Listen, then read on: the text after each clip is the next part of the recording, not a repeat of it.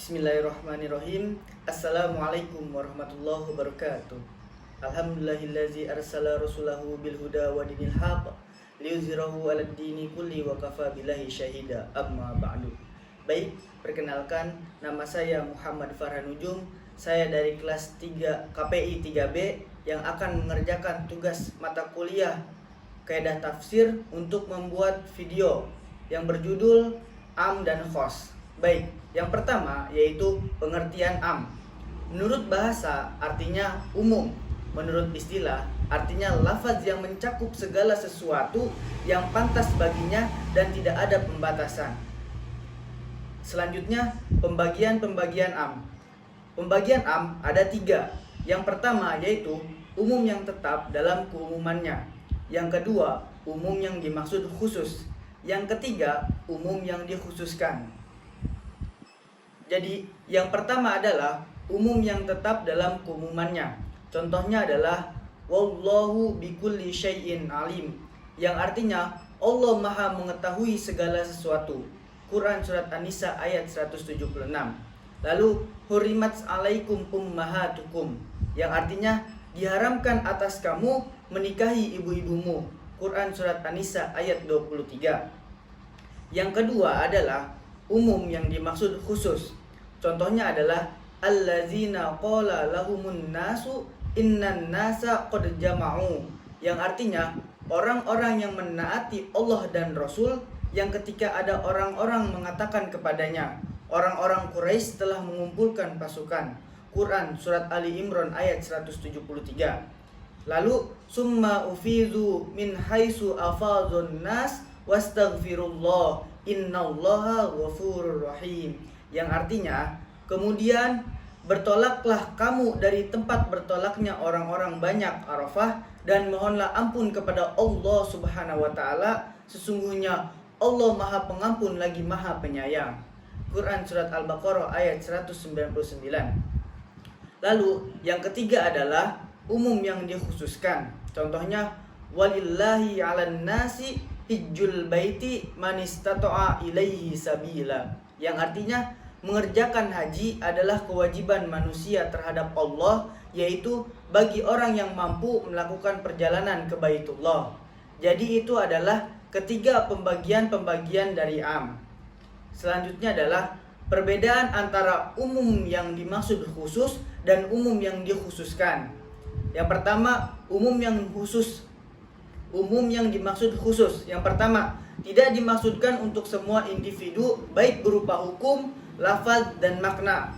Lalu umum yang dikhususkan bermakna umum baik dari segi hukum, lafaz, dan makna.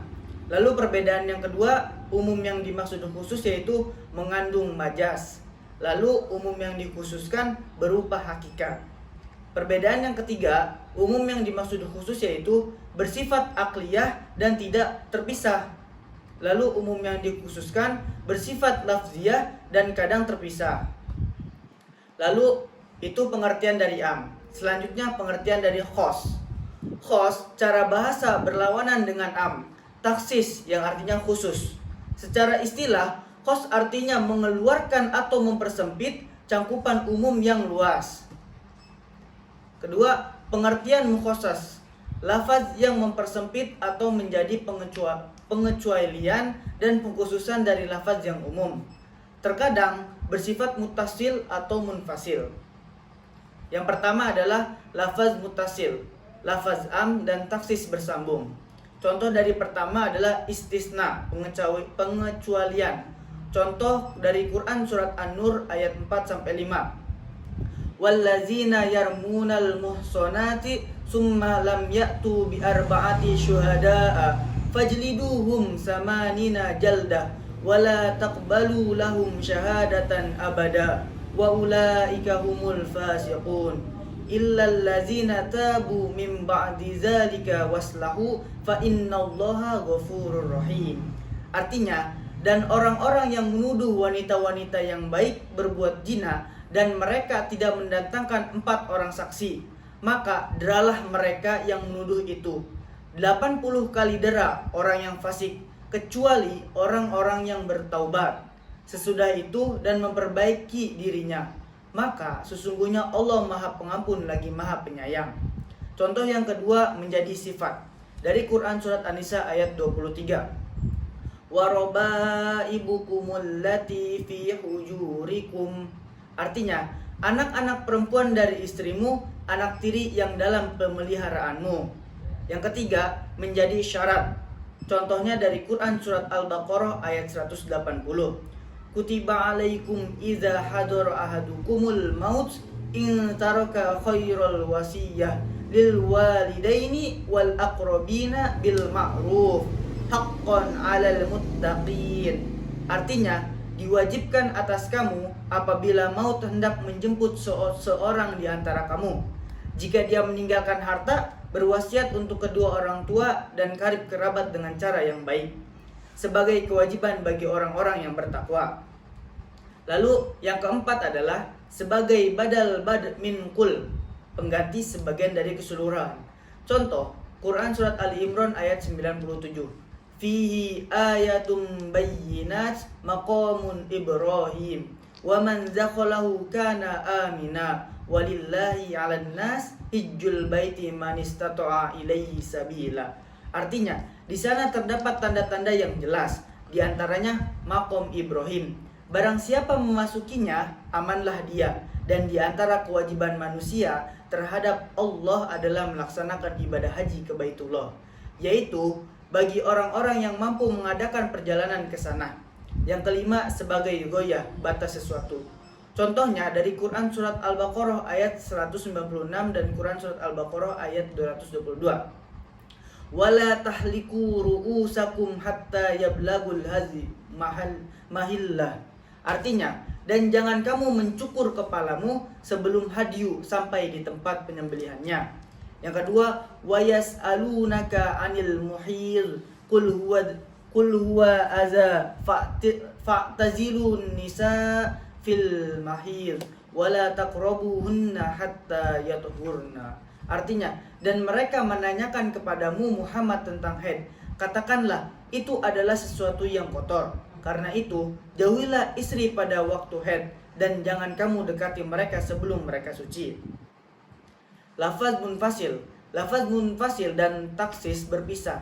Lafaz munfasil ini terdapat pada yang pertama, Al-Quran dengan Al-Quran, yang kedua Al-Quran dengan hadis, yang ketiga Al-Quran dengan ijma, dan yang keempat adalah Al-Quran dan qiyas.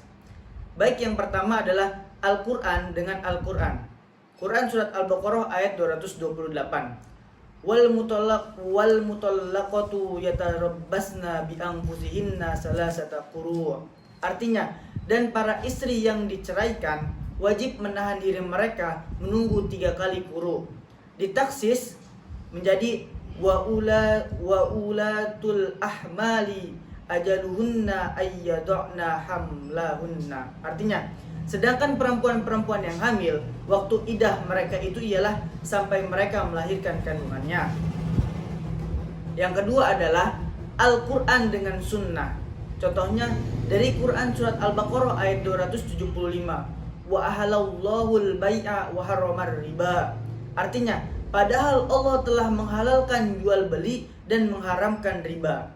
Ditaksis sejumlah hadis antara lain disebutkan dalam kitab Sahih Al-Bukhari dari Ibnu Umar, ia berkata, Rasulullah SAW melarang mengambil upah dari air mani kuda jantan. Juga dalam As-Sahihain diriwayatkan dari Ibnu Umar bahwa Rasulullah SAW melarang jual beli janin binatang yang masih dalam kandungan, seperti tradisi jual beli orang jahiliyah. Yang ketiga adalah Al-Quran dengan ijma. Yusikumullahu fi auladikum li zakari mislu hadzil ansayin. Artinya, Allah mensyariatkan, mewajibkan kepada kamu tentang pembagian warisan untuk anak-anakmu, yaitu bagian seorang anak laki-laki sama dengan bagian 2 orang anak perempuan. Ditaksis dengan ijma, berdasarkan ijma, budak tidak mendapat warisan karena sifat budak merupakan faktor penghalang waris. Lalu yang keempat adalah Al-Quran dengan qiyas. Contohnya adalah dari Quran Surat An-Nur ayat 2. Az-zaniyatu waz-zani fajlidu kulla wahidin minhuma mi'ata jaldah. Artinya, pezina perempuan dan pezina laki-laki deralah masing-masing dari keduanya 100 kali. Ditaksis dengan kias, budak laki-laki ditaksiskan dengan cara dikiaskan kepada budak perempuan. Pentaksisannya ditegaskan dalam Quran surat An-Nisa ayat 25. Fa'idza uhsinna fa'in ataina bifahishatin fa'alaihinna nisfu ma 'ala muhsanati minal azab. Artinya, maka hukuman bagi mereka setengah dari apa hukuman perempuan-perempuan mereka yang tidak bersuami. Jadi itu penjelasan dari am dan khos dari saya. Apabila ada salah itu datangnya dari saya sendiri. Kurang lebihnya mohon maaf. Wabillahi taufiq wal hidayah. Wassalamualaikum warahmatullahi wabarakatuh.